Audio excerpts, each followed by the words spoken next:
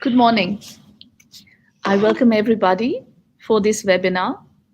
It's aimed at pedagogy and the success of our students in education. So, as the first presenter, I would like to present on the pedagogical differences that exist between online and face-to-face teaching. We're all aware of it that in today's scenario, with the new normal, we have had so many teachers moving on to online teaching. It's a new normal for many of us, but I don't think so that it has become the normal way that teachers are used to teaching. So my presentation, my talk to you on this webinar is going to be based on the differences that exist between face-to-face teaching and online teaching. The teaching strategies that we have, how do they differ? So to get a common understanding of what we are talking about as good teaching practices, I've taken my work from a research that happened in 1987. And this research talks about what are the good practices that are there for teaching students. So they called it the 7 principles of good teaching practice. And this is the work that was taken by researchers as late as in 1987. But I think so they still hold true. So when we look at good teaching practices, it includes about how you're encouraging the contact between students and faculty. The next important point that this talks about is you're talking about teaching as a social skill. So we're talking about the interaction and the cooperation that exists among students and among the teacher and the student. It also highlighted the fact that there needs to be active learning. Learners are not just passive receivers of knowledge, but they are actively involved in their learning. And I think so that face-to-face teaching deals with this to a very great extent. But what happens when we move on to an online platform? When we move on from active learning, the key ingredient for learning to have any effect on a learner is prompt feedback. How good, how fast that feedback is, it has a big impact on the learner and what is the result of that learning. When we look at the time that the learner has on a task, it's really crucial that we get this, that we need to give them appropriate time to do a particular task. And the last 2 important things are that you have got a communication that is flowing between the teacher and the learner, the facilitator and the one who's getting educated. This communication is about the expectations that the teacher might have from the learner. The last but the most important point is the diversity that exists. If we appreciate the diversity that the learners have, we would be able to differentiate. So these 7 principles are the ground on which I'm going to be presenting to you about what differences would be there when we are doing this in an online scenario, when the environment is a digital environment. And I would like to clarify this, that digital environments can be synchronous or they can be asynchronous. This means that you could be interacting with the students either using Zoom, Google Meets, MS Teams, whatever could be your platform, but you are there interacting with them then and there in real time. Or you could have an asynchronous setup where we are talking to students when we are not online, but we have presented the materials to them and they are pursuing it on their own.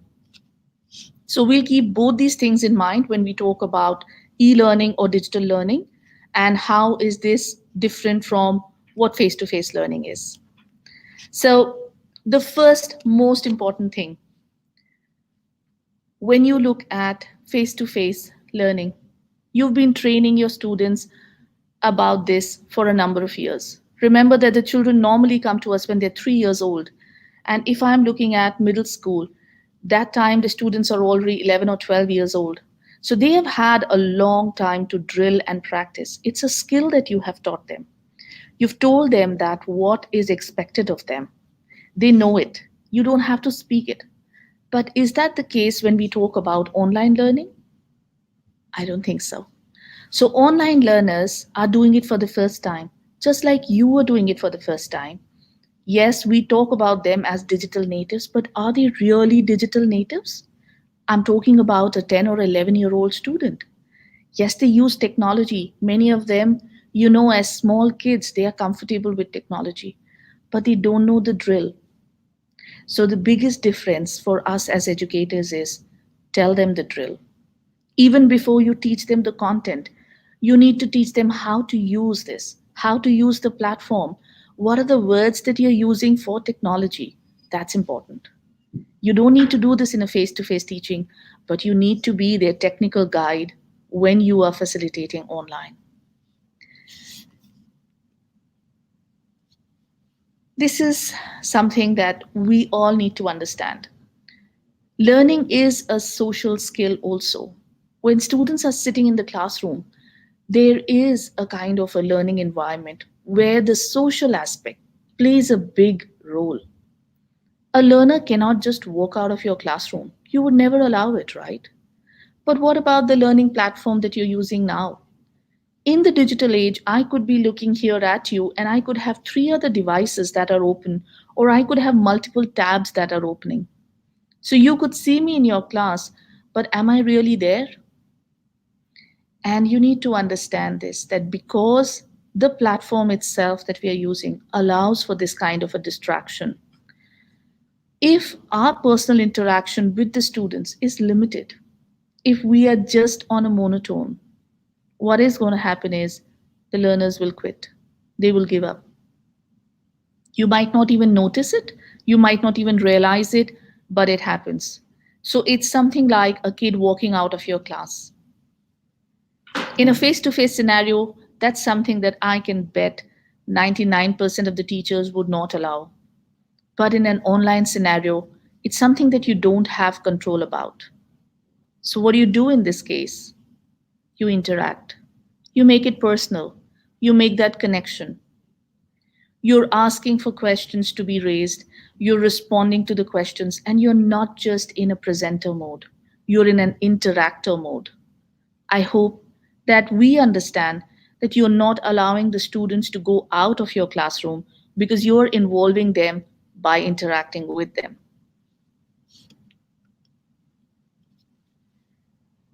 When I stress on this fact that online learners require more interaction, I can't I can't tell you that what does more mean for you. But that's a definition that you have to ask the learner. We are digitally connected, but we are socially disconnected. That is the reality that we are working with in this new normal. As teachers, you're online with the students. You might be doing your Zoom or your WhatsApp calls with these students, but we don't know what the reality is of the students in their house, what is happening, in their families, what is happening. So, when you're talking about interaction, you need to understand that everybody has different boundaries of interaction that they're comfortable with. You need to know the learner. You need to set these expectations, and they can be different for different people. Your most introvert learner might be very happy to hear you talk with that person one to one. But your extrovert learner might be feeling left out because now there is no social interaction that is the usual way that the child was used to. So you need to get in touch with them. You need to interact with them and say, what is the best way to reach out to you? What makes you comfortable? As I explained, when we look at feedback, we are looking at instant feedback.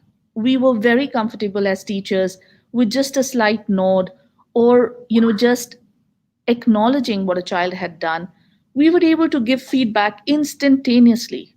In a classroom, when you move around, you're talking to the students, you are telling them, yes, you're on track, you're not on track, you need to do this better. That's all gone, it's taken away from us. This is the time when you use tools and technology to provide feedback. Do not just use technology because it's the latest fad, but have a clear plan that what will you use when. And the most important thing that the students are used to is knowing how often. To what extent will you use this for communicating the feedback that you need? We cannot just keep on adding new apps because they are available by the million. You don't have to do that. As a teacher, you'll go bonkers if you're going to try every new app. But have a standard set of tools that you will use, for communicating and for giving feedback. And the children need to know this because you see, we have taken away this freedom that we can meet, we can nod, we can discuss. We've taken it away. The new normal is like that. But you need to define it for your children. You need to tell it for the students that this is how I'm going to be communicating. This is how I'm going to tell you whether you are on track. This is how often I will do it with you. When they understand this, learning really improves. So, in an online scenario, you need to determine how you would be giving feedback and how often it would be. This is another crucial aspect. Whether we like it or not, online teaching has taken away from a teacher centered approach, and the power is now with the students. In IBMYP here in GMIS, we use a term which is called as approaches to learning. The teachers have a term called as approaches to teaching, but in an online scenario, the entire thing is student driven. When I say this, there's a reason why I stress on it very often with my teachers here. The power is with the students. You know why? Because students are the ones who are now going to be managing their time, keeping track of what needs to be done when. If a student is a good reader, the child will excel because you are giving materials where they have to read on their own. They need to manage their time. They need to be technologically savvy. They need to know technology. You are not there face to face with them. You cannot guide them with a moral compass saying this is the direction you should go to. They are the ones with all this in their hand. So, like IB says, with teaching content, you will have to move to teaching skills. Now, I know that other national curriculum, good teaching practice also talks about teaching skills. So, it's not something that IB has conceived on its own that we talk about, but these are all tenets of good practices that teachers always had. Now is the time that we as educators will need to look at our own practices and say, are we really teaching these skills to our students? Or are the skills expected just because we think they know it? No. With your content, equally important would be the teaching of skills to these children. Because we do not know how long this is going to be. We do not know what the future is going to be of education. And as researchers are talking about, we might be moving on to hybrid or blended teaching, where there might be just a common mix of both online teaching as well as face to face. So, if we say education prepares you for life, I think so it's important to understand that this is one of the most important skills that our children will need in the future.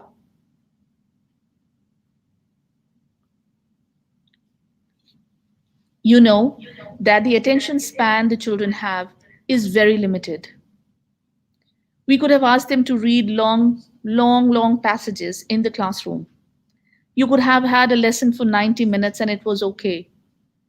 Attention span in an online era is very limited. Normally, research shows that after 20 minutes, attention span fades away. We used to do this in the classroom. We used to have our face to face teaching happening, and after 20 minutes of a learning engagement, we used to change. We used to ask them to do something, ask questions, and so forth. But now, in a digital age, when you're doing it online, you need to break the big chunks into small parts, that could be just a one pager. If you Google about this word one pager, it seems to be the new mantra that teachers are talking about. So, in an online situation, when you are presenting information, when you're facilitating learning for students, you need to break the chunk into smaller bits, into bits that could be just 10 to 15 minutes for younger kids and around 20 to 25 minutes for older kids. A big challenge is for teachers who are teaching younger students. When the students are in the primary school, I have my friend Rachna who will be presenting later after me. But these are the children who will do things very differently from students who are in middle school or high school. So when you design your learning engagements, you need to understand things are not the same, things are very different. When we say this, it relates to a very bleak scenario. This means that skills that we had as educators might not be of value in the present world. But fear not, my friend. There are places where our skills, our knowledge still has value. You've seen the differences that I talked about. But what about the similarities? Are there any similarities that exist between us when we are teaching on an online platform or when we are teaching face to face? Yes. Let's discuss about what is still similar, what remains the same, and that can give you some bit of courage to go on. You still need to motivate the children. You still need to get their interest piped up. You could be doing it through any activity, you could be doing it through any method. But the most important thing that works, be it for young children, be it for middle schoolers, be it for high school, or even graduates and postgraduates, is the motivation. Sometimes when you look at motivation, motivation could be intrinsic. I'm motivated to learn, so I will learn. But many times, teachers motivate children. It's the connection that we have as human beings with one another that motivate us, that let us take on the challenge and say, I'm going to do this. So, sending them a small message, telling them that, yes, you can do this, really helps. You don't need to be a motivational speaker to get it done. Sometimes motivation is just sending a small message and asking, how are you doing? Is this okay? Do you need my help? If you are doing that, you're motivating the children. You're being in touch with them. The human connection cannot replace the digital connection. So, as educators, just because we are in a digital age, don't think that the connection already exists. No, the connection is the human part. The technology is just a tool that we have for that connection. But you need to make that connection that you were making in a face to face lesson still in the digital world. So motivate your kids. When we talk about quality teaching is when we take the individual and we say that you are valuable, you are unique, but we together can make it happen. So, towards the end of my webinar with you, I would like to stress this fact that quality teaching can only happen when we look at individual differences. Students, when they are looked at as individuals and they are valued as individuals, understand their own worth. At GMIs here, we like to use the term you're different, you're unique, you're special. When we say this, it's not that we are trying to say that you are different and therefore we need to approach you in a different way. We say no, because you are different, that is why you are able to have different aspects to your personality, and we appreciate that. We value you for what you are. And when, as teachers, we look at it, this means that in a learning environment, we should be looking at these learners and saying, how do you learn? What is your learning style? How can I support you in this learning style? What should I do? Should this material that I have presented as a text, will it help if I give you this text as an audiobook? Will it help if it is a presentation? The same thing applies for the way students share back with us their understanding. You can't be giving the same test to everybody. I'm sure many of you, as teachers, would have seen a cartoon where a fish, a monkey, and an elephant are all tested the same way. If I asked the monkey and the elephant that can you climb a tree, maybe the monkey will get a better score. But what about the poor fish? Does it mean that the fish, which has a skill of swimming, would be a poor person in terms of having the skills to do something?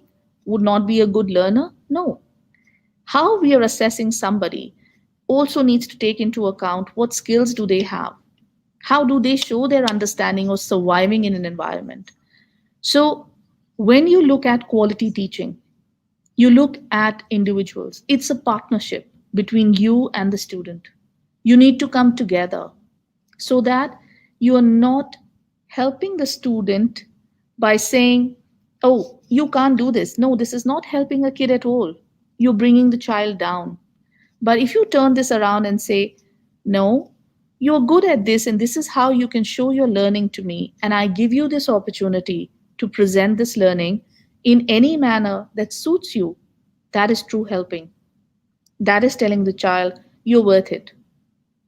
So, quality teaching always considers a student as an individual.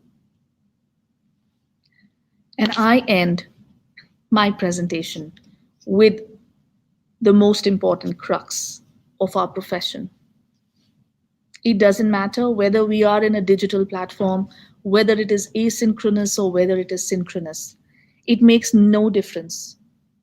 The most important thing is for students to know that we care.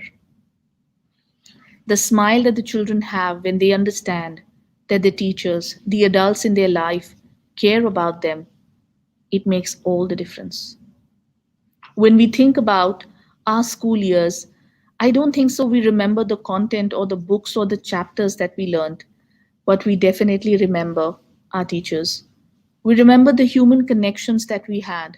We remember what it was to talk to our friends. We remember what it was to talk to our teachers. That has never changed, right?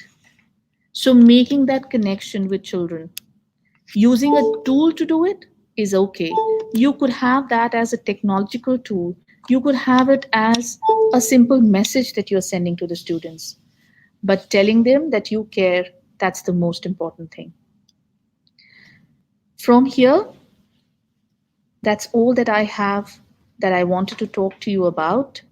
I would now hand over this platform to my friend and colleague, Ms. Rachna. She is she's a really wonderful educator with years and years of experience. Her strengths are inquiry. She talks to you about what inquiry means in a classroom. But she looks at children in the primary school. My talk was more centered towards middle school and high school students, but she's going to take us through this journey for the primary school. Thank you so much for joining us today.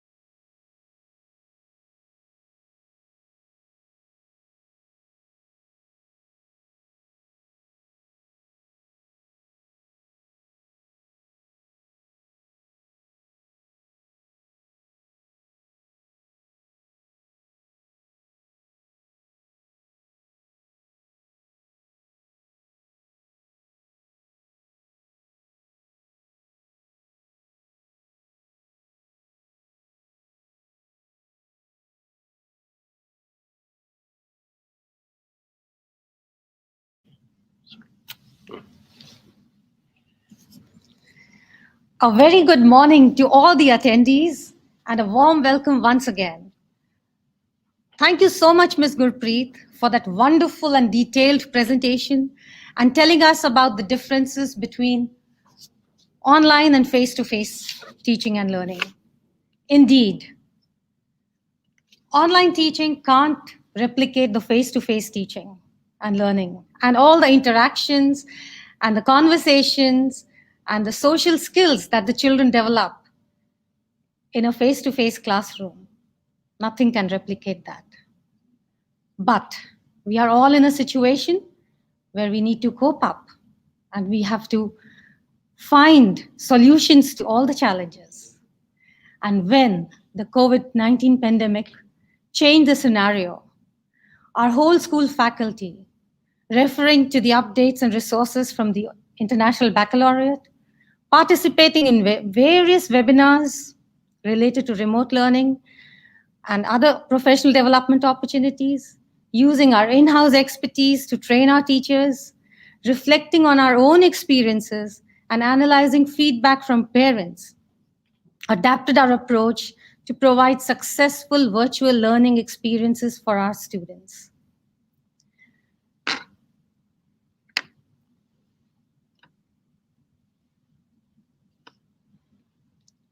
At GMIS, we are very fortunate to have a dedicated faculty working under the guidance of our very experienced and inspiring principal. We are totally committed towards the holistic development of our children under our care and are constantly and continuously exploring new and a variety of strategies to keep our students meaningfully engaged.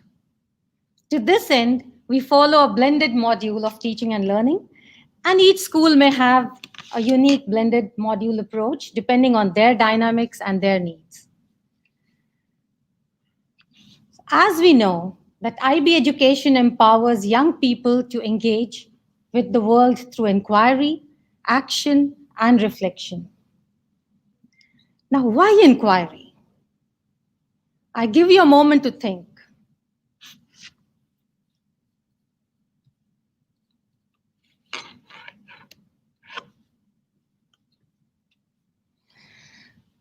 Well, inquiry-based learning helps students become lifelong learners, prepares and equips students with the 21st century skills necessary to navigate unfamiliar situations and come up with creative solutions in environments of uncertainty. We need to enable the next generation today to face the world of tomorrow with a more dynamic and innovative ways of thinking about problems. And this is what inquiry-based learning teaches them to do by triggering their critical thinking capacities and pushing them to take positive action in the world. And this is what is required in today's world, where we are facing, every day we are facing so many challenges. And we strongly believe that whether instruction occurs remotely or in person, learning should be engaging and relevant for students, one that sparks their curiosity and empowers them with the skills needed to take action and create a better world. This means that education must go beyond the traditional teaching model. Now, take a moment to think, what is the difference between a traditional teaching model and a modern teaching model?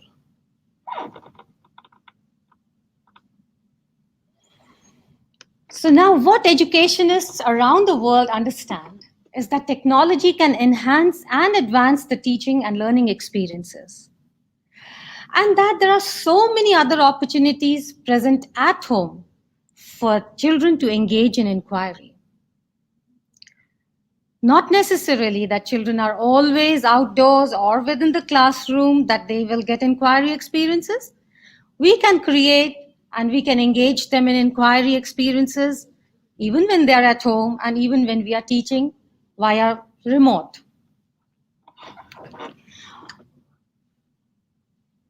So today in my presentation, I'm going to discuss how we at GMIS are meeting up these challenges and we are taking all the opportunities to provide meaningful and relevant learning engagements for our children. So to begin with, a strong classroom relationship, that is a parent-teacher relationship, their cooperation and collaboration is vital for successful learning experiences for children. And more so during remote learning, and all the more for younger students, as these young kids are very much dependent on their parents or guardians to log into various platforms and carry on their tasks. And even a small obstacle or a small roadblock can cause a lot of stress for parents. So what we do is, we make sure that a weekly schedule with complete details of learning engagements, which are of course subject to change, are sent to parents and students well in advance so that parents and students can be prepared. And teachers use a vast array of educational platforms, apps, and resources to support virtual learning and to engage students in authentic learning engagements.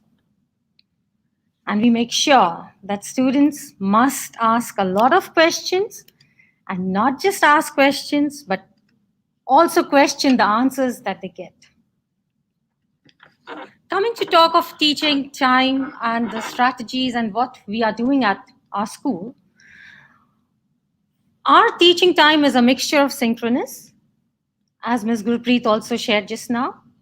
That is live teaching using video conferencing platform.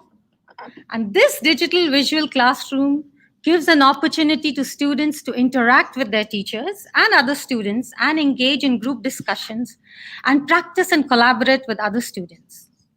And we ensure that there are these moments where children do get the opportunity to interact with their teachers and to interact with other kids. That's very important.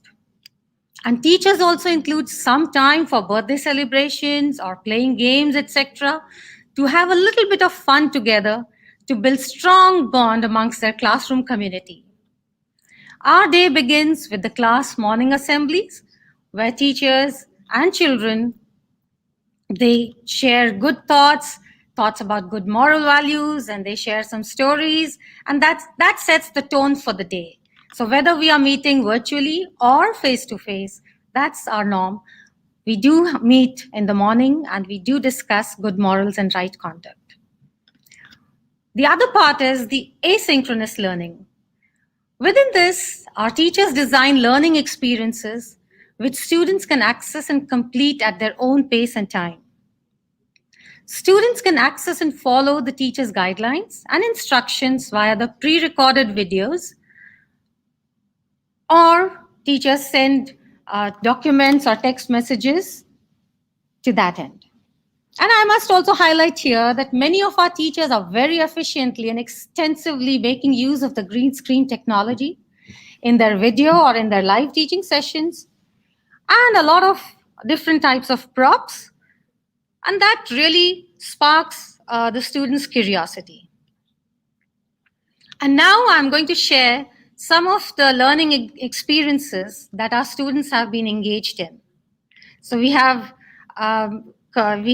put together some photographic evidences and some examples which will give an idea how we are implementing inquiry at our school, because whatever the situation be, I think it's very important that children are engaged into inquiry and they are not just sitting and memorizing the facts, because these are the kids who will be our leaders for tomorrow, and we have to give them that platform today.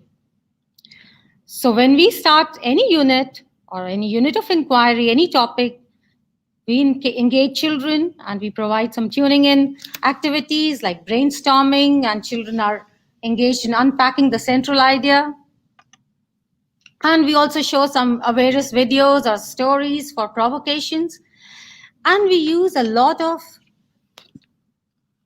visible thinking strategies, as you can see, because visible thinking strategies help children understand the content more deeply and develops their critical thinking skills. So and there are myriads of visible thinking strategies that teachers can use depending on the need and the age of the students.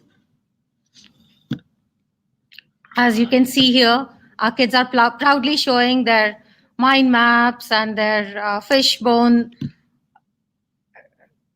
And here, children are also using idea boards or Flipgrids. So these are very user-friendly tools, and these give a very good platform to kids to share their ideas and reflections with others.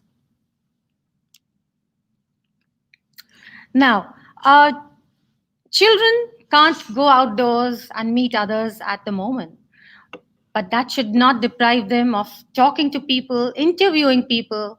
So we ensure that children do get the opportunities to interview their family members or their relatives or their friends. They can use various digital platforms. We design parent-student collaboration tasks, so that gives the opportunity to parent and student to work together. And that brings a lot of joy when parent and kids are working together on a collaborative task. And children also gather and synthesize information using various resources, as you can see here. And they share, they gather, and that is how they develop their critical thinking skills.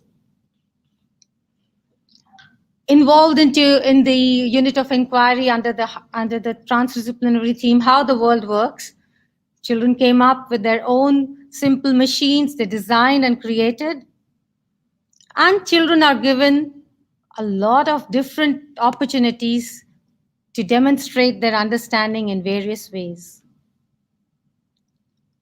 We also use a lot of virtual labs, which give the opportunity to kids to engage in experimenting, creating hypotheses, and experimenting at home and investigating. Now, reflection. Reflection is a very important part of learning journey. We ensure that kids reflect on their journey to set new goals. And artistic activities.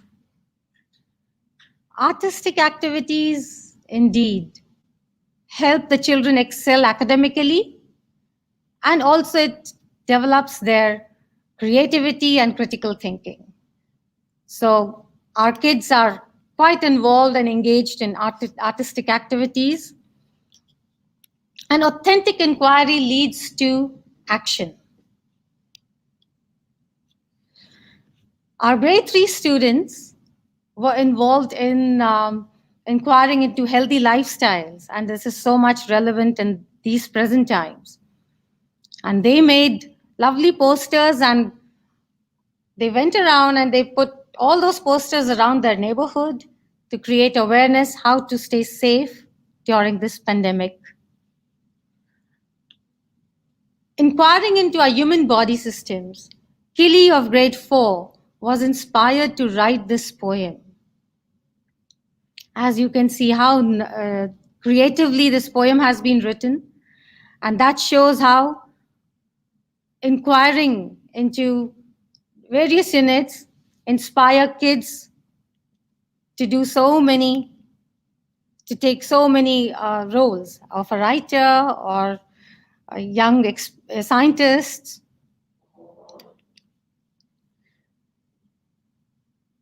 Now, compassion, care, and empathy. These are the buzzword, I think, and these need to be really nurtured, especially in today's times, when children don't get a chance to go outdoors, to meet people, to interact with nature. I think this is the time that we need to go the extra mile to create and nurture compassion in our children. And what better way or starting point can be from caring for our own family members or our pets?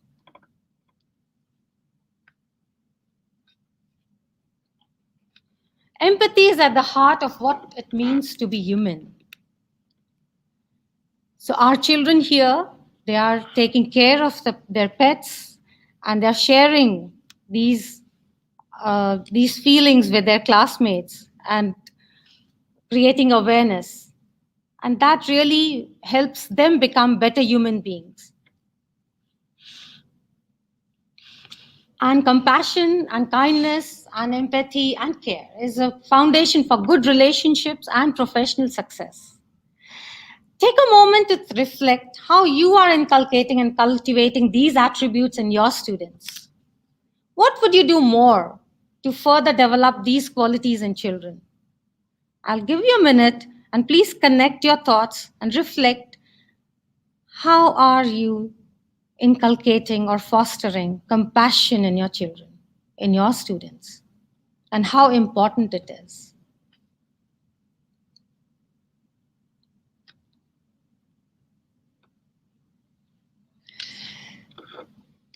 You can see here our kids, our grade 5 students, are creating awareness to save our wildlife using augmented reality. And these are some examples of the action that our kids are taking.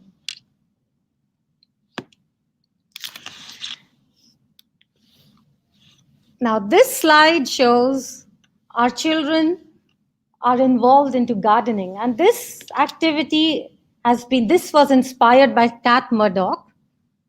She's come up with a book, Cultivating Curiosity in the Garden. And as Kat says, there is so much inquiry learning that can take place in your own backyard or garden.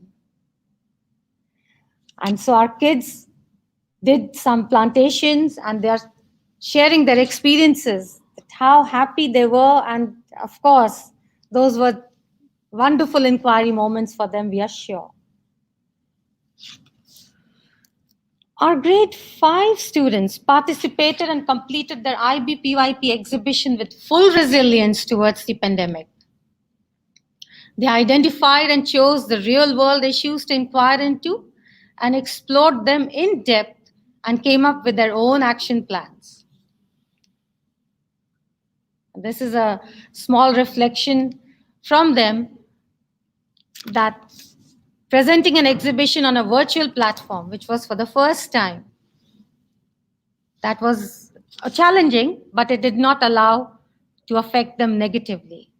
They did extensive research on their chosen topics. They got in touch with various organizations, people in various positions via emails or via calls, and gathered a lot of information. And they maintained wonderful process journals, very meticulously maintained, and shared their understanding through the virtual platforms. So in the following slides, we will just be sharing some of the samples, what they did during their exhibition. And you're most welcome to log on to our Facebook or our Twitter pages where this information is available in full details. And the topics chosen by them were really vast, right from augmented reality to animal abuse to food scarcity and whatnot. So we are really proud of our students and to see that they are really turning into global responsible citizens.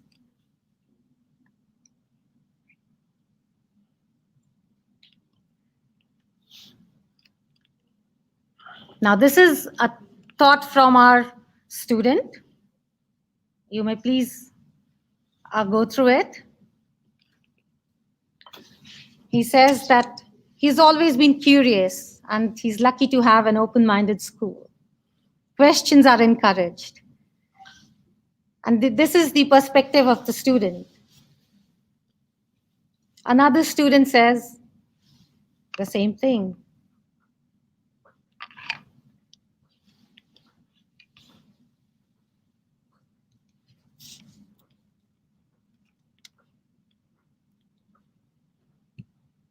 Here, Myra says, COVID-19, can't go to school. Thank God we have technology.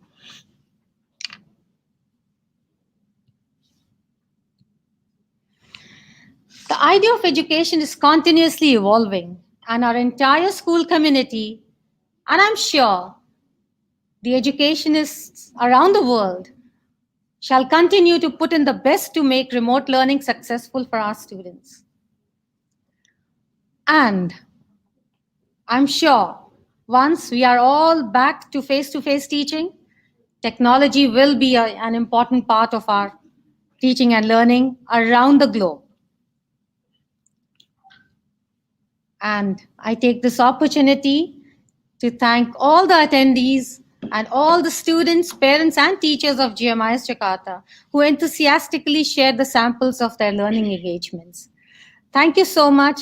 Take care, stay safe, and we hope to see each other face to face very soon. Now we will have Ms. Shweta, our senior school supervisor, who will be sharing her learning experiences with you all. So I welcome Ms. Shweta. Thank you so much. Have a great day.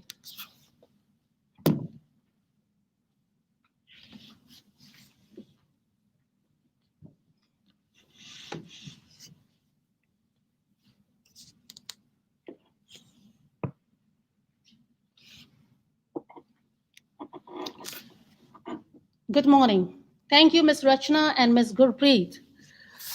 Well, I'll continue from where they have left over and move on to talking about the future. Before I start my presentation, I would like to say that I am a mere school teacher and not the head of any MNC, so kindly forgive me for any lapse. Well, I selected this topic, getting ready for the future, because as parents and teachers, we know that today the world is changing. It was changing earlier also, but with the COVID-19 pandemic, the change is at a much faster rate. We have all experienced it. And how, as parents and teachers, do we prepare our students for the future? The future of work in particular is dramatically changing. We have never thought about it. There's no way we can stop or change it. We have to adapt to it. Let us imagine a child who is in nursery today would be completing his school in 2035, after 15 years, and maybe in 2040 he would start working. That brings me to the question: are schools preparing students for what the world needs in the future? And exactly what does the world need? Well, being associated with the IB for the last 16 years, I can confidently assert that we have come a long way from traditional teaching. In IB, we have done away with content teaching. After all, there's Google for that. No teacher needs to be a walking encyclopedia. We are focusing on concept-based teaching and context-based teaching. When I was in school, we had to memorize the dates. When was the World War I or II? What were the causes? What were the effects? But today, those things are easily available on Google. Our children need to know what are the changes that came about with the World War. If the child is aware of the changes, of the concept of change, he can easily use it in a variety of contexts. For example, change in weather, change in temperature, change in mood, change in exchange rate, change in the economy. So it brings me back to the question: are we equipping our students for the future? Classrooms all over the world are innovating. They are working and focusing on teamwork, personalized learning, integrating science with arts. But is that enough?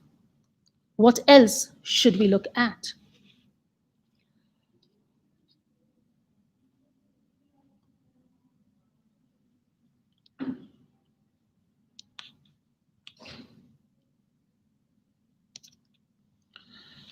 Now, the answer to that question is skills. We need to prepare our students. We need to inculcate skills in our students. There is a skills demand which we are yet to meet. And how to address this skills gap? That can be only through entrepreneurial education.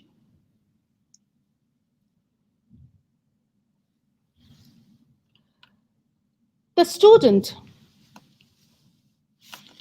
when I talk about entrepreneurial education, our students need to be able to articulate their work and what they are capable of.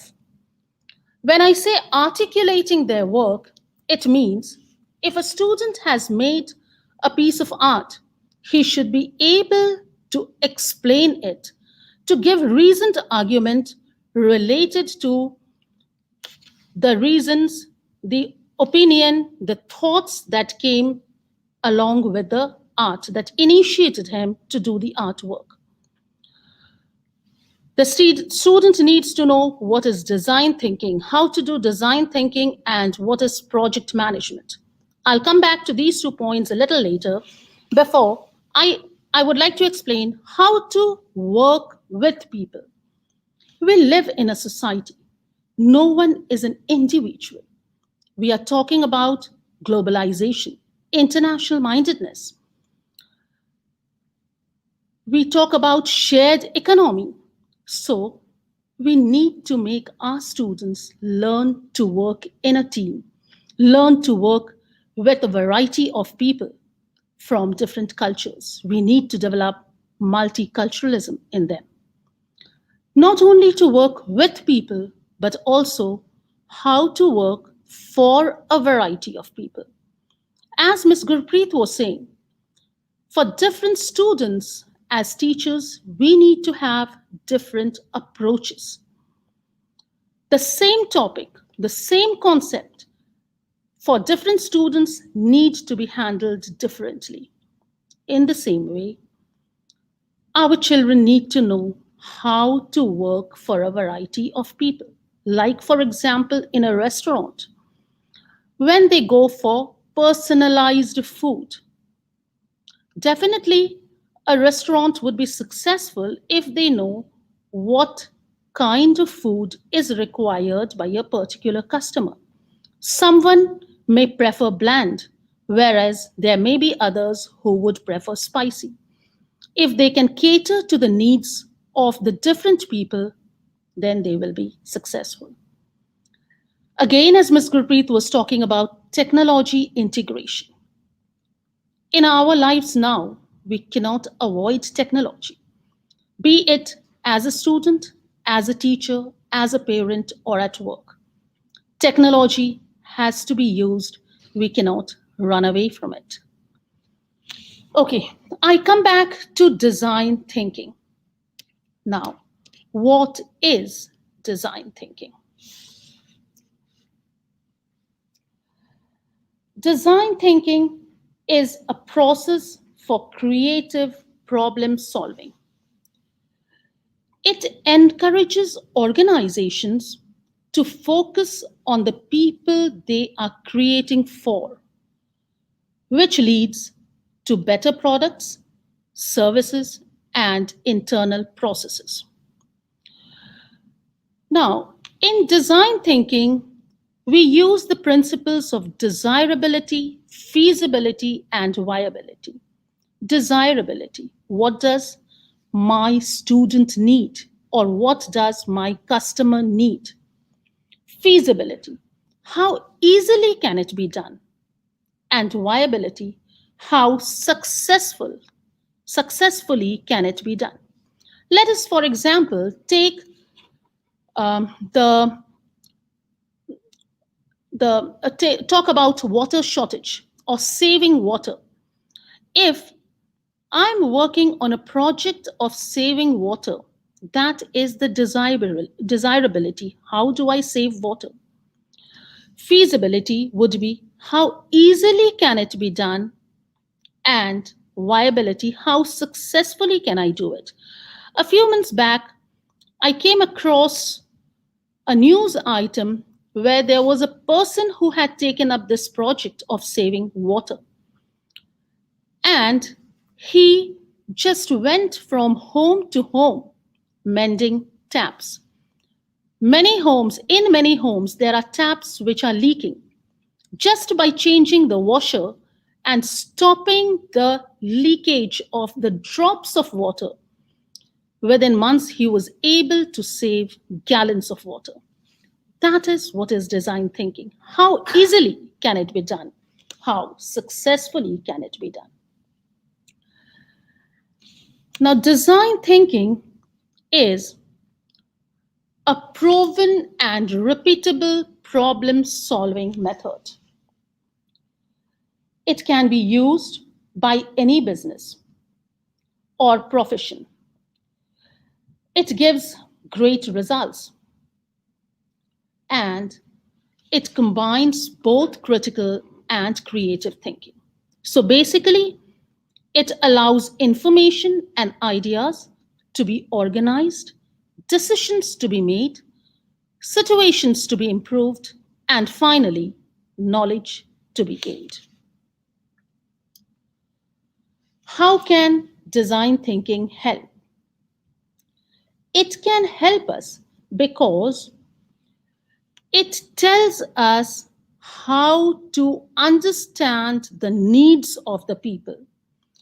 If I aim my work on the needs of my students, my clients, my customers, I have already reduced the risk of my idea to fail because I already have looked at what would be at the end.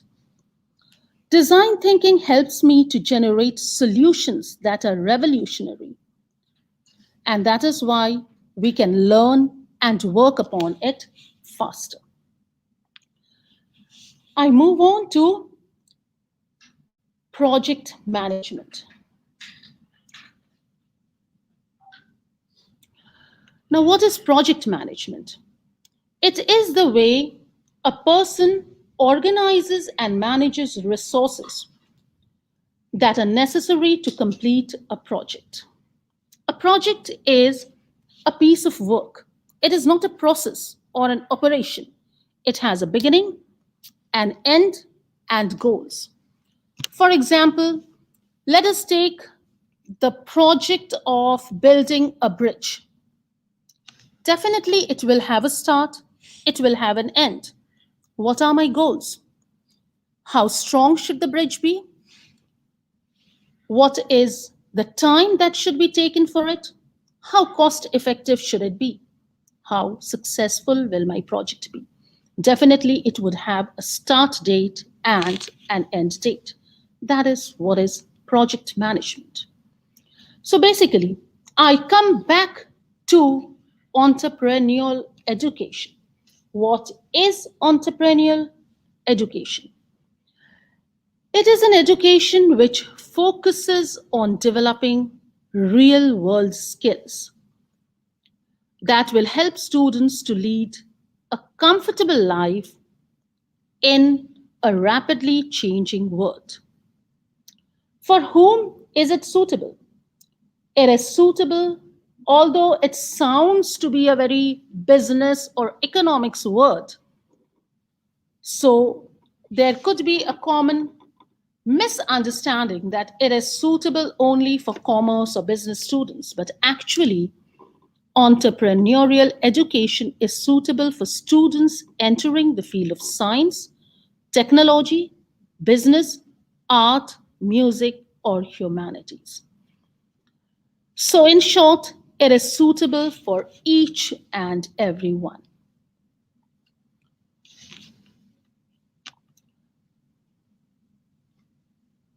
So, in a nutshell, we can say that it encourages students to move beyond good employees to becoming creative entrepreneurs.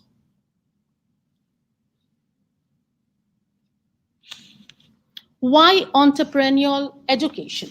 How does it help? Why should we do entrepreneurial education? Because it helps to collaborate and work as a team. It teaches teamwork to students. It helps students to develop the skills of public speaking, to make an effective presentation. It equips a student to collect and analyze data. Not only that, social media is something which is used by all of us, but how to use social media as an advocacy tool, how to solve real complex problems which do not have a fixed answer, and definitely how to use curiosity and creativity to become more innovative in solving problems. So basically, the benefits of entrepreneurial education would be that we are preparing students for an uncertain future.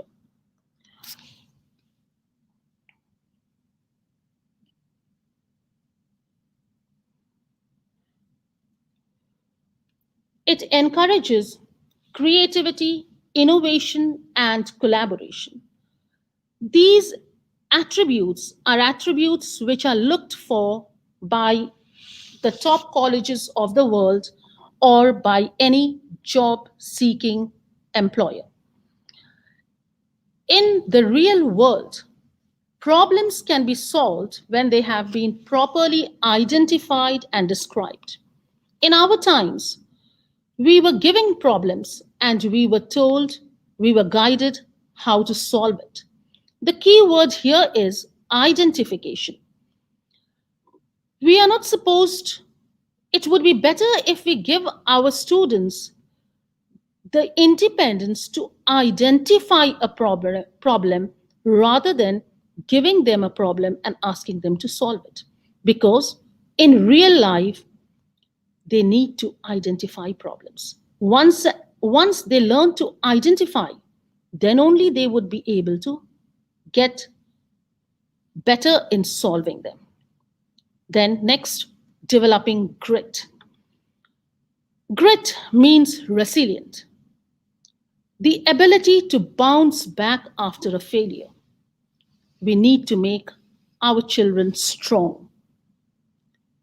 Failures shouldn't break them, they should make them stronger. And as creative entrepreneurs, they would definitely learn to make the world a better place. So, as I was saying, in short, basically, what is entrepreneurial education? It encourages students to move beyond being good employees towards being creative entrepreneurs.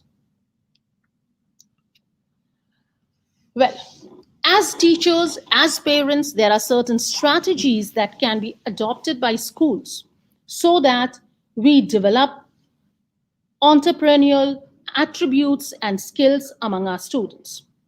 We can encourage students to think like entrepreneurs. And how do we do that?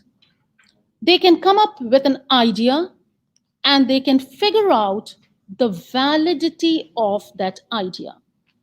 The intention behind this is to make them understand that every idea doesn't result in a successful business. There would be failures, and they have to learn from those failures. Ideating and testing creates space for students to poke holes in their ideas. And how would they do that? They would do by interviewing potential customers, receiving feedback from their peers and mentors, and ultimately failing a few times. As a teacher, We can give them certain research based projects, something which they are passionate about, and ask them to work on it. Another strategy could be to bring entrepreneurs into the classroom. When they interact with these entrepreneurs, they get the answers to the why. It will motivate them to introspect. It pushes the students to contemplate the social problems that there are and the strengths that they have, how they can reach out or overcome these problems. And the last strategy, definitely teach them the art of pitch. This is something which is very, very important once they are in the career world. A pitch is a short opener that explains what your company does, why it's unique, or how it serves your customers. Pitch practice prepares the students to tell stories in an engaging manner. Find common ground with the listener and present confidently in front of a large audience. A student's pitch can often be the first time they explore their personal brand. They learn to articulate and introduce themselves strongly, their business idea, and how their business would solve a problem. In schools, they can start by presenting about themselves in front of their peers, their families, or to a potential investor later on.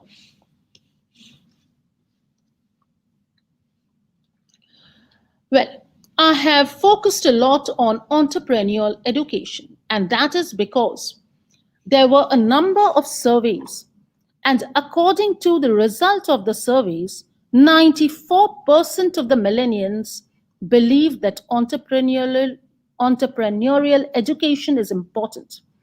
72% of current high schoolers are interested in becoming entrepreneurs, and two-thirds of all these students surveyed, unfortunately, have not had any entrepreneur training or education, or what they have had is not adequate. Well, so as a teacher, as a parent, we need to give opportunities to our students so that they can develop these skills. We can start with student startups. What if we give opportunities to students to launch ideas? Why not have students take ideas from their science classes and start with something small? When this COVID-19 started, after a month or so, a group of our students at GMIS learned how to make sanitizers in the lab, and they donated it to needy people. That was a good startup. Definitely, those students would be thinking in lines with this. Another thing, competition is key. We need to get our students comfortable with and ready to compete. Competition is important. A healthy competition is very important. They need to be confident to present their ideas, their thoughts in front of anyone and everyone. And not only present their ideas and thoughts, but give reasoned argument related to their opinion. I have already discussed this, we need to cultivate design thinking. Research and interviews. It is at the core of entrepreneurship, research and empathy. We need to give our students the opportunity to learn and practice both these valuable skills. Showing what they have learned and learning how to share it out in front of an audience in various formats, including blogs, social media, through reports, and more, is important. And finally, creating digital portfolios. As they grow up, whatever work they do, if they keep creating digital portfolios of these, they can carry this portfolio to their university and later on to their jobs to show the skills they have mastered. So, finally, the skills that contribute to entrepreneurship are skills that would be valuable for a wide range of career paths. Students need to learn to communicate, collaborate, problem solve, and definitely to find out what they are most passionate about. They need to engage in real world experiences, assess the needs of the community, and find ways to offer their services. We need to support our students in setting goals, learning to self assess. They need to develop independent work and definitely time management skills. So, I hope I have been able to sow the seed of the importance of skills in the life of our students. As teachers and parents, let us now guide our students in a different way. Not to give them work to do, but to ask them what they want to do. Let us initiate our students that the idea comes from them rather than from us. We are there to facilitate them, to guide them, to help them to think higher, to think critically, and become stronger for an unknown world. Thank you so much. I now invite Dr. Manish Semwal, who would continue this talk on quality in education.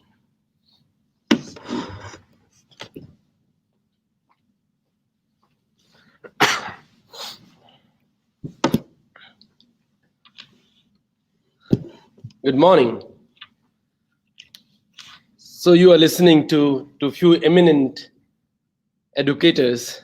I am just learner in education, and I will be talking about the challenges and strategies for quality management in educations.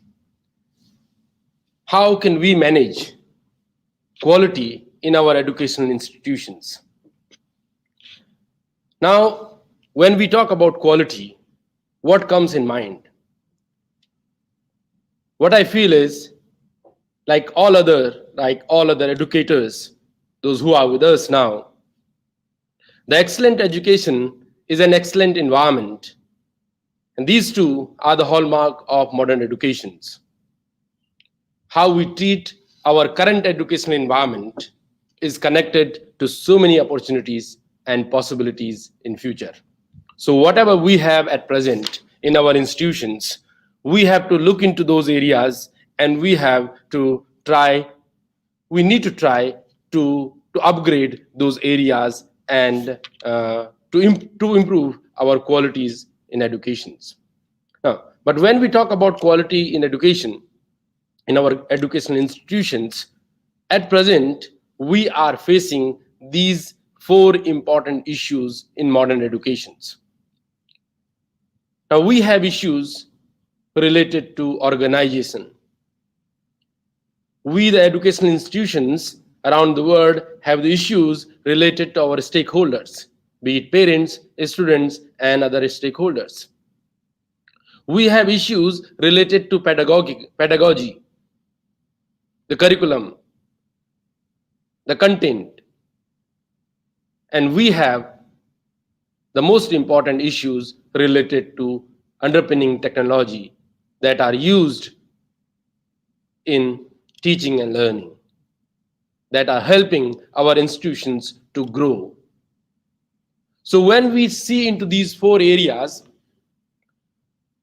what I will be aiming for today is these 3 fundamental domains of organizations and its functionings. If we focus in these 3 areas, we can definitely improve the quality of our institutions. And these 3 domains are institutional capacity that we recognize, the educational efficiency, and quality management in education. Now, but before talking about all these 3 domains or focusing into all areas, we need to remember that there are always 2 phases of every story. There are 2 sides of every story. If we have excess of wealth and resources, this can lead the another side, this can be overloaded informations, and this can become a quality issue. If one side there's a new form of dialogues, and another side we have literacy and skills related issues. If we have new form of community, at the same time there's an issue related to learner identity and confusions. If we have speed of access, at the same time we have problem of lack of permanency. And then if one side we have virtual representation as it is happening now, on the another side there's lack of reality. What we are looking now, real sometimes look really fake. So we need to keep these 2 sides of a story in mind when we are talking about quality in our institutions. Now, when we talk about quality in institutions, in educational institutions, there's a strong relationship between technology and teachers' pedagogical practices within the educational institutions. There are some teachers who are very confident of using specific technology, and some are not. Those who are very specific, those who are very confident, they are able to plan and implement appropriate learning activities, especially during this COVID period. The another related to pedagogical practices. The practices of a teacher that the way we are using technology depend upon subject knowledge also. Not only the ICT skills, but at the same time, subject knowledge is equally important. There's a relationship of quality with the organizations. Organization, I mean the classroom organizations, the class organizations, because this has an important impact on the attainment of the pupils. And then how an institutions can go beyond the classroom. What are our impact areas beyond the classroom? That is, technology in pedagogy includes all aspects of teaching and learning. Now, at present, these are 3 areas where most of the development is happening in education. There is technological development. New form of technology is coming into education. New initiatives are there in educations, and there are new applications for teaching and learning. Now, when we say teaching and learning and new applications in teaching and learning, before that we need to know that this is a very important aspect. The technology as a subject and technology across the curriculum. Now, technology as a subject is now required, but at the same time, every kid knows technology.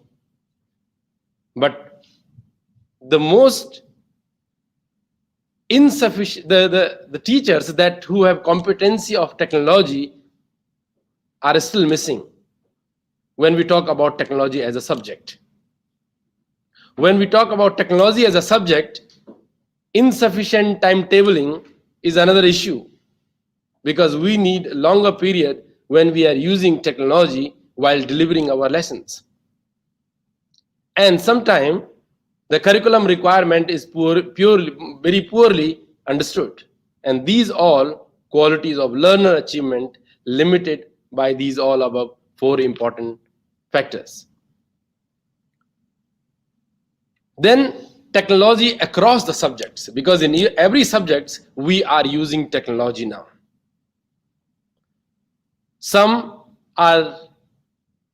have lack of expertise in how to use it very effectively. Some lack of supports from the organizations. Some competing for resources with the teachers who understand it well.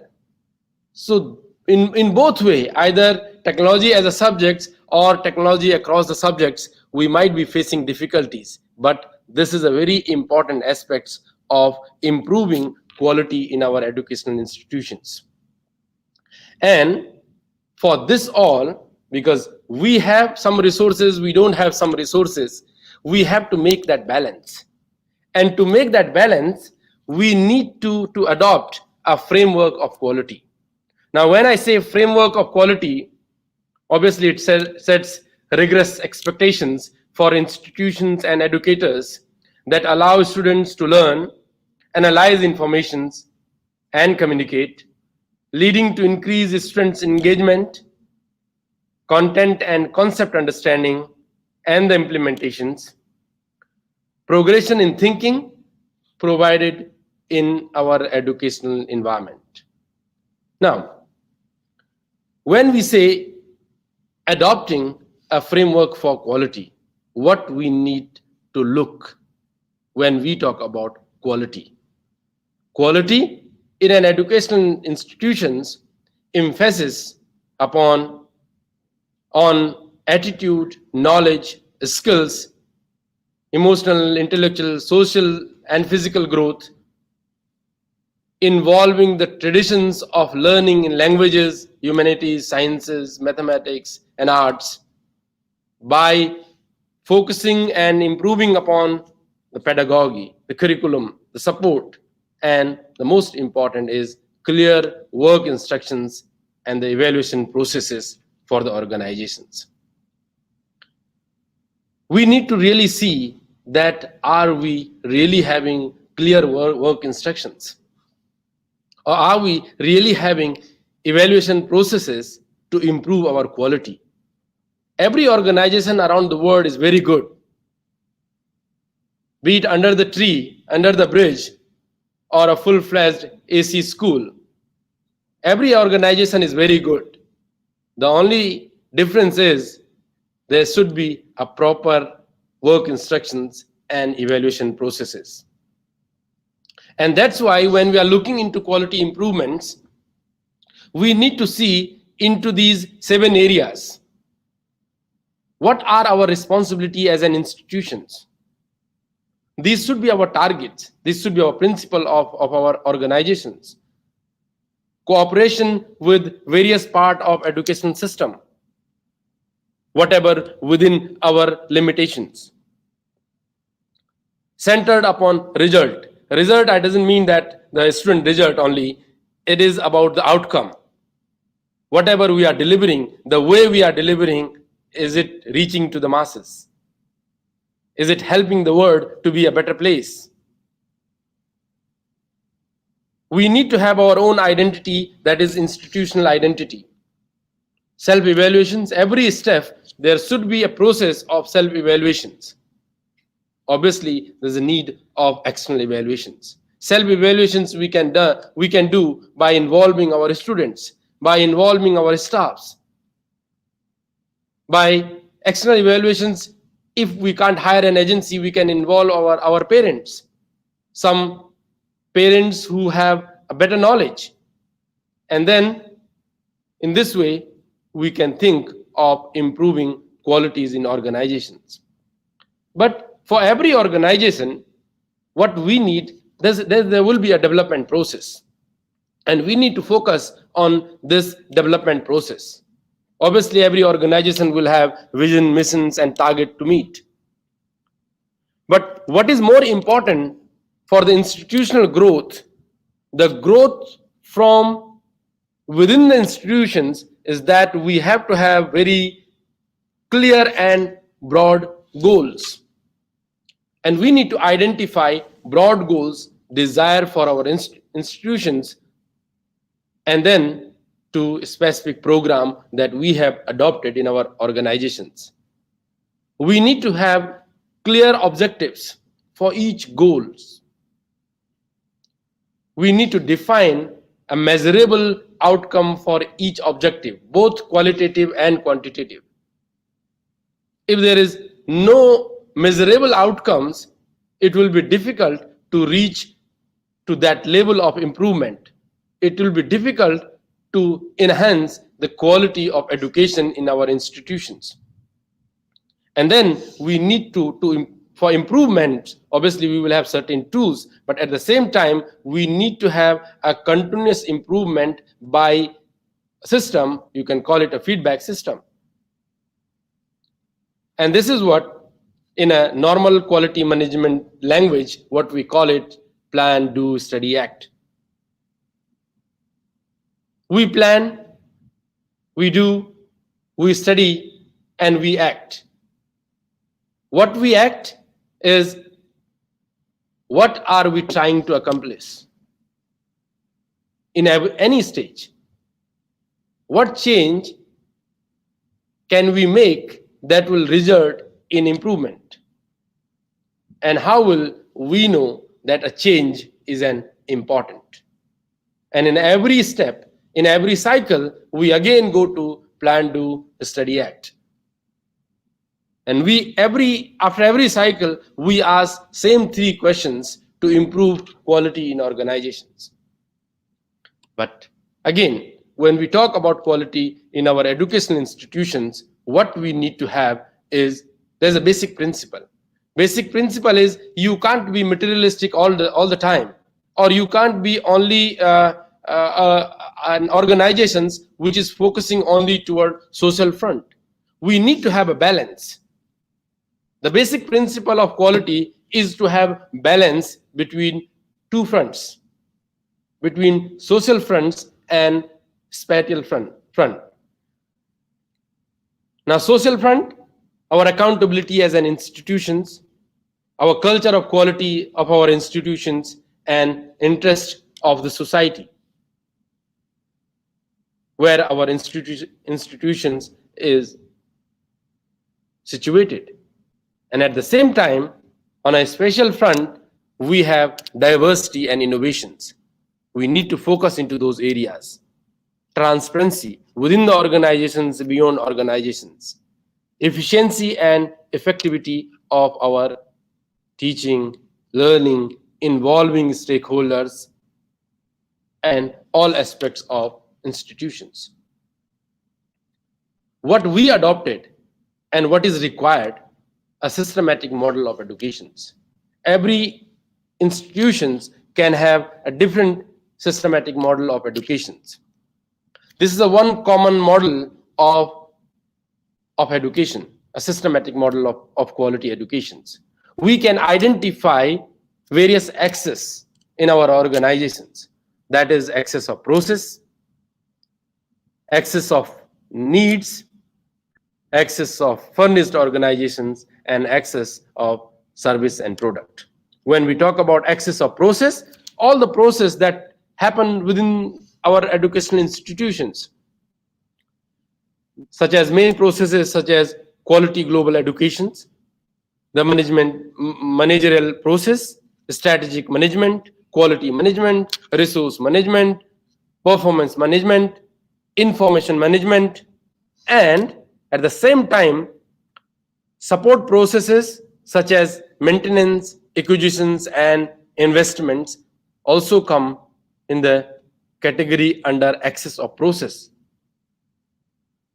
Then we have access of needs and requirement, need of good teachers, need of competence, knowledge issues, innovations, assistance in solving specific problems of stakeholders. That is the need, and we need to focus into that area. Then access of furnished organizations such as human resources, infrastructure, information system, and managerial mechanism within the organizations. And then access of services, that is a study program, teaching, learning resources, and counseling, because we deal with minds. We deal with young minds. So counselings are important. At the same time, documentation is very important. We run an institutions which is very good, but the quality of that institutions will be determined by the documentation process. Do we have proper policies? Do we have proper procedure documents? Framing a policy document is easy, but having a procedure for that policy is a little difficult. And then following those procedures and evolving, as well as being ready for evaluation, that is very important, because this will determine educational quality. This will, we can call it as whole growth documents. So growth documents comes from your policies to procedures. And once we have seen into various axes of our institutions, we have all our policies, our procedures ready. What we need to do is we need to work into those policies and procedures. The quality of institutions will not be determined by the number of policy that educational institutions have. It will be determined by the proper implementations of minimum policies. And that's why when we talk about educational standards around the world, what we see is there are some educational standards. They says you must have these 3, 4, 5 policies. Some says you need to have 10 policies. Some ISO certifications, it says you have to have at least these many policies. So the number of policies will not determine the quality of institutions. What determines quality of institutions is the specific policies and the procedures and proper implementations of those documents, those procedures. And then we need to focus into both aspects of institutional quality assurance, both internal and externals. Policy and procedures for assurance. There should be a formal mechanism. There should be regular feedbacks, and there should be learning outcomes. This is our internal aspects of quality assurance to our stakeholders. At the same time, we need to look into external institutional quality assurance, such as use of internal quality assurance procedures, process fit for the purpose, reporting, participations of all stakeholders, and follow-up procedures. Process of institutional qualities that can be assured by target mapping, by awareness and involvement, by audits for improvements, communication activities, corrective action plans, and review performance of staff. Because this is a cycle, the cycle of quality assurance. This cycle is well connected. Whenever we go for institutional evaluations, there should be an internal and then external evaluations. With this, revision and implementations. Whenever there will be evaluations, there will be certain point where we need to focus on, and that will lead to revision and implementations. And then we go for internal quality assurance. And every step we can, in every stage of the cycle, we can think, we can evolve, and we can improve quality of organizations. To improve quality of organization, skill is an important issue. Now, if normally in the teaching learning, skills are very important, but within organizations for quality improvement, same, these skills are needed. Either it is intellectuals and practical skill type, analytical skills, or evaluative skills. Then we need to think into various dimensions of productive pedagogy. We can think into intellectual qualities, connectedness, supportive environments, and working with and valuing differences. The same thing is required in when we are teaching in the classroom, when we are learning in the classroom. But as an institutions, these various dimensions we need to focus on. So when we talk about intellectual qualities, definitely we need to have a higher order thinking and deep knowledge of educational understanding, understanding of educational standards around the world. At least two standards of the curriculum that you follow and the national requirements, the standards of national education policies. These are very important. What we need to have is innovative method of teaching is also very important when we are talking about quality in educations. Now, when we are talking about quality in educations, we need to remember innovative method of teaching is very important. But what is important in that is we think of an effective teachers we have had over years with the sense of recognitions. But those who have touched our humanities are remembered with the deep sense of gratitudes. So we don't need only a teacher who have a very good knowledge. We need a teacher who can touch our humanities, who can feel the emotions of students, who have deep sense of gratitudes. Only knowledge is not sufficient if we are thinking to be a better institutions. The most of the time, every institutions in the world think too much about effective methods of teaching. But do we think about effective method of learning? And that's very important, that we need to focus into effective methodology of learning. Now, at the same time, assessment is important. Now, assessment is not only examinations, and for students, assessment of institution is also very important.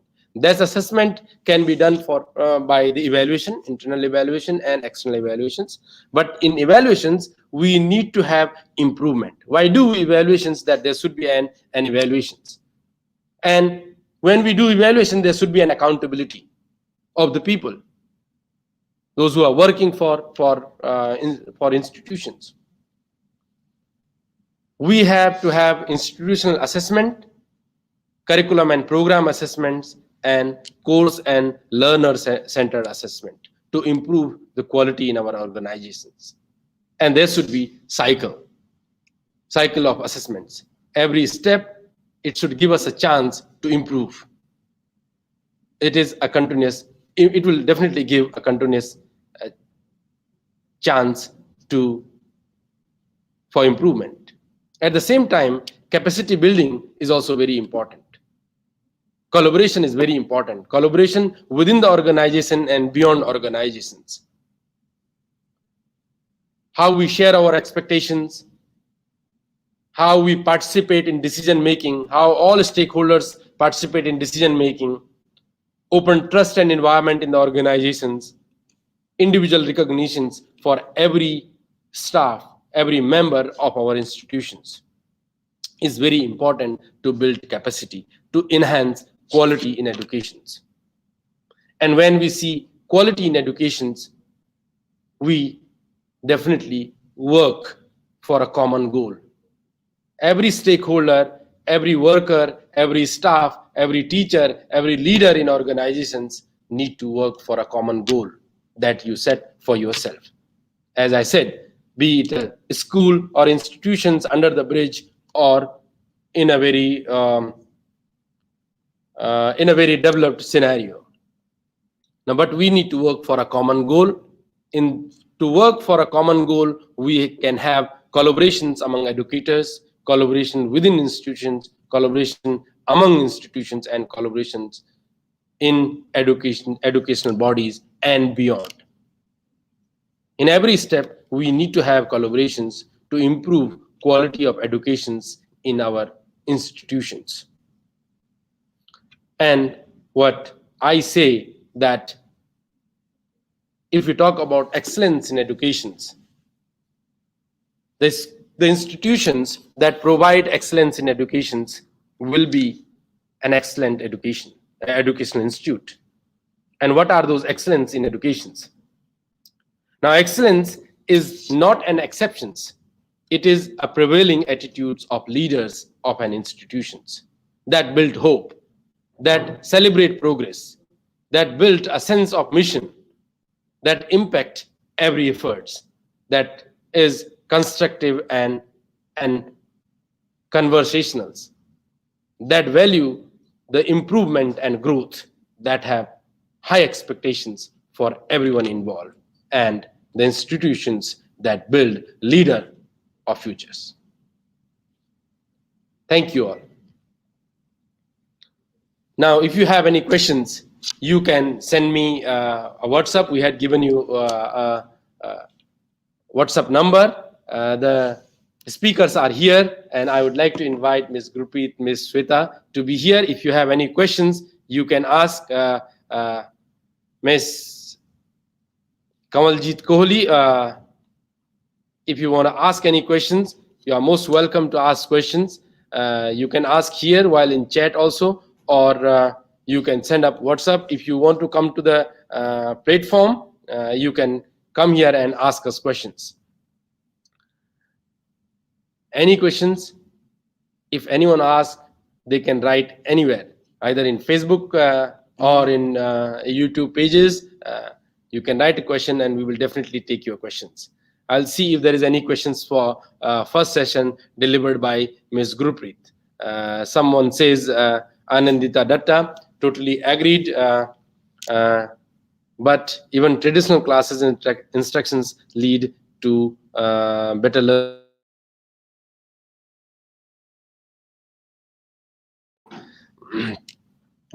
So Ms. Kamaljeet Kohli says, very true, teaching learning is a dual process. Both the teachers and the taught learn from each other. If anyone have any questions, you can please ask, you can write. Thank you, thank you, Ari Santoso. Thank you so much. If you have any questions, you can ask, please. Any questions? Ryan is asking, what is good engagement strategies for, what is good engagement interactions that we can use? Good engagement strategies for instructions. The collaborations are very important. When we talk about collaborations, it need to be a planned collaborations. Though we have formal collaborations, but it is always advised to have a planned collaboration sessions where we can discuss, where there's a small agenda is there, we are working for certain goals. That will be really good. Thank you, Mr. Tri. Thank you, Ms. Rita. If anyone have any questions, Ms. Ramandeep, or those who are watching us, Ms. Yuni, Mr. Bhubanesh, Ms. Preetham, or anyone, you can ask us any questions. We will be here for 5 more minutes. Thank you, Ms. Sonali, for these encouraging words. Thank you, Ms. Ifti, for joining. As we said, those who are registered, we will be sending them soon. Within 2-3 days, we will be sending them a participation certificates signed by the organizer and definitely by every speaker. Any questions? Thank you, Mr. Mandeep. Thank you, Ms. Jade. Thank you for joining us. Hope these was really wonderful. I would like to invite Ms. Gurpreet. She is one of the best orator I ever met. So I would like to invite her to say a few words if she can, please. Thank you.